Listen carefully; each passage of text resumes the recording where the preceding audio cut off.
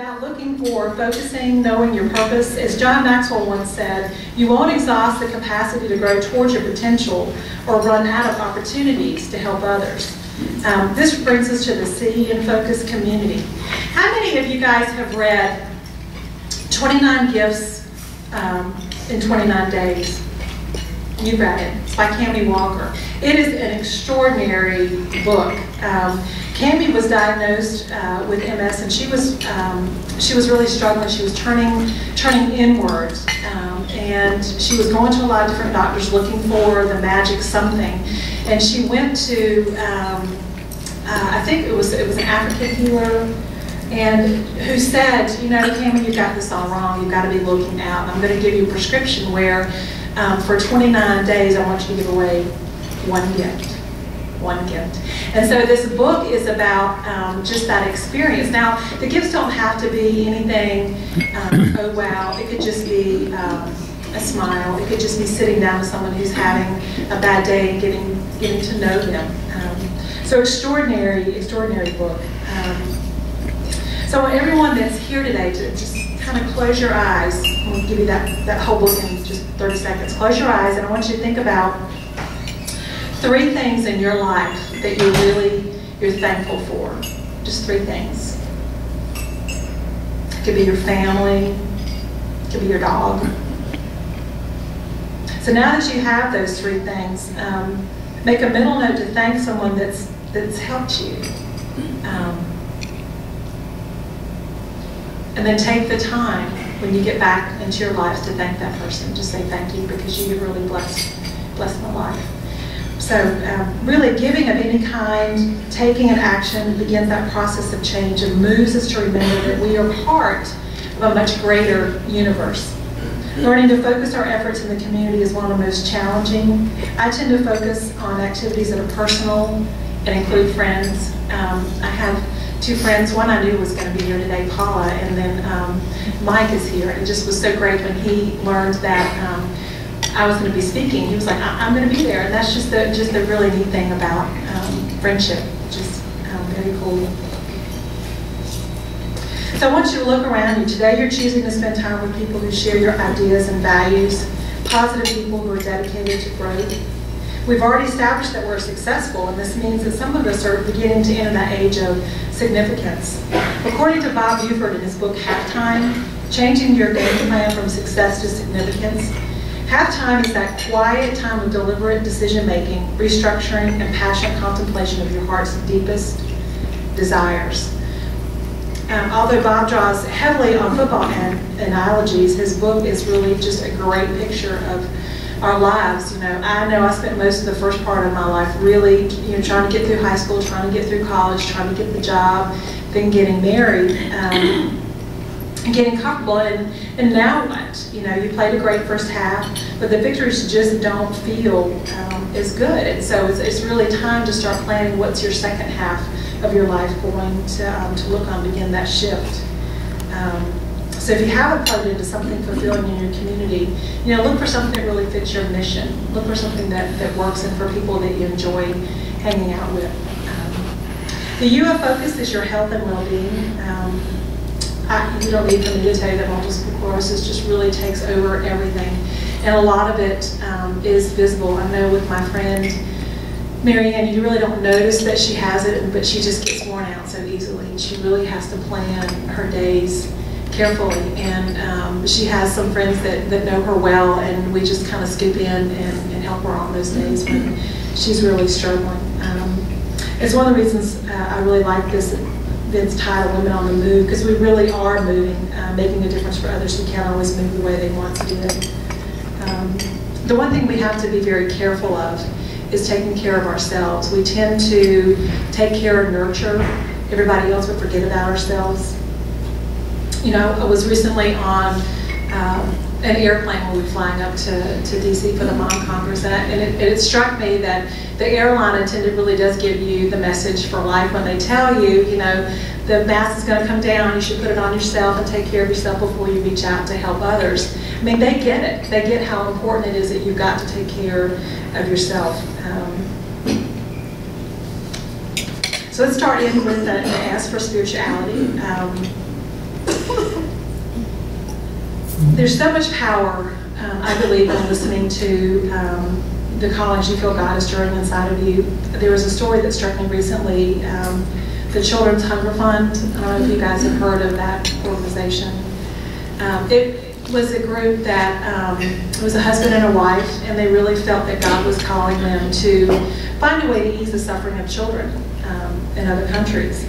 And Dave just kept pushing it down. He just kept pushing it down. He's like, I can't do that. I'm not a public speaker. It's just not for me. And his wife kept saying, yes, we can. And so they started it in their garage back in 1991. And it was shortly after that that Dave got a phone call from this center down in Honduras. And the gentleman said, hey, we've got 7 kids that are going to die if they don't have this particular drug. And can you help us? You know, and so Dave's taken all of these notes, and he's not even sure how to spell the name of the drug. He knows where Honduras is, but doesn't know much about the center. He's taken all these notes down and hangs up the phone, and his wife said, what have you done? You know, how are we going to get that? And so they just started praying, and it was like the next day the phone rings. It's a pharmaceutical company in New Jersey, and they said, hey, we've got an extra 48,000 vials of this very drug that the center down in Honduras needed. So, you know, not only did he get the 7 vials, you know, he got like $8 million worth, and the group was willing to airlift him into different centers. And so the remarkable thing I thought was, you know, he was following what he felt was his call, and it was, I looked for the number, $927 million of aid to children and families in need since they began their thing. My story is not nearly as dramatic as that, but it's I can't remember who I was talking with earlier about looking for what God's calling you to do. And when I was the chair of the Parks and Rec and doing the character building initiative, a lot of people would come to me with particular ideas, and I would see if it would fit. And it was a very cold and snowy day. Back in, and I wrote it down, January 25th, 2000. We had 20 inches of snow. I don't know if you were in the Triangle area then, 20 inches of snow. So most people, when you get that much snow, you're sitting in your house, you're drinking your hot cocoa, you're reading your book. The phone rings, and I think it's my mother just checking on me. I'll pick up the phone. Hi, Liza, this is Bear Lane. Oh, do you have a minute? What was I gonna say? You know, I was stuck at home.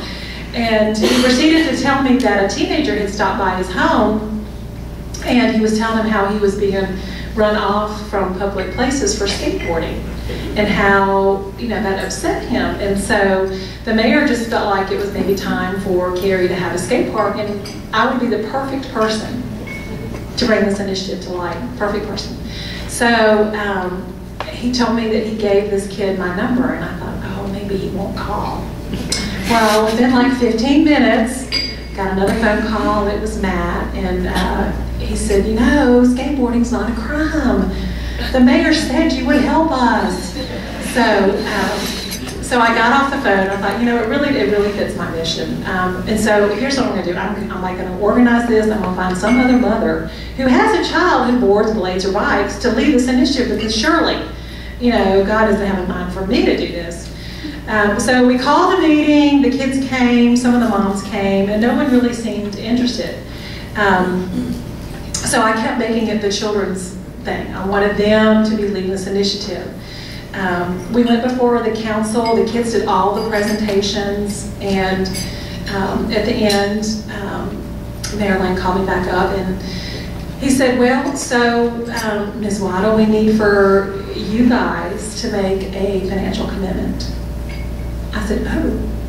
And he said, how much money do you think you and the kids can raise? I'm thinking, me and the kids. I said, $40,000. I don't know what I was thinking. I went home and I'm thinking Chick-fil-A biscuits, water bottles, that's a lot. You know, but the truth is, it really did come together. The whole time I'm continuing to have these long conversations with God about, well, I mean, you know, what do you need a skate park for? You know, and it took 2 years from the time we agreed to begin raising the money.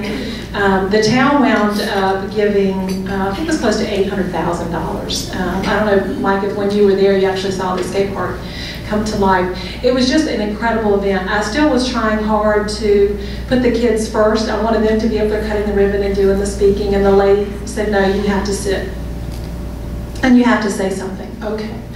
So as I'm sitting down, the lady next to me, I start talking to her because as you guys have come around me, you'll know I talk to anybody. And I said, oh, so why are you here on this platform with me? And she said, well, I'm going to be the managing agent for the skate park. And I said, oh. And I said, so your company's name is Sanctuary? She said, yes. She said, my husband and I believe that skate parks is a place where youth pastors can meet with kids and hold Bible studies. There it was. For 2 years, I had wondered, what it was. And it just was just a cool, amazing moment. And then it was one that I noticed that Sanctuary had, the T was across. And I just thought, wow, so really when you are focused, and for me it's about helping kids and others develop their full potential, just amazing, amazing things can happen. The C is in the center of the word focus, and it's there for a reason. As Zig Ziglar says, community is the heart of having a focused life. You never know when one kind act or one word of encouragement can change a life forever. And many of you are here today because it is your halftime. Begin to think about who are you going to take with you to the finish line. What are you going to do to focus your life so that it raises others to have a better one? I do believe that together we really can make just a big difference. Thank you.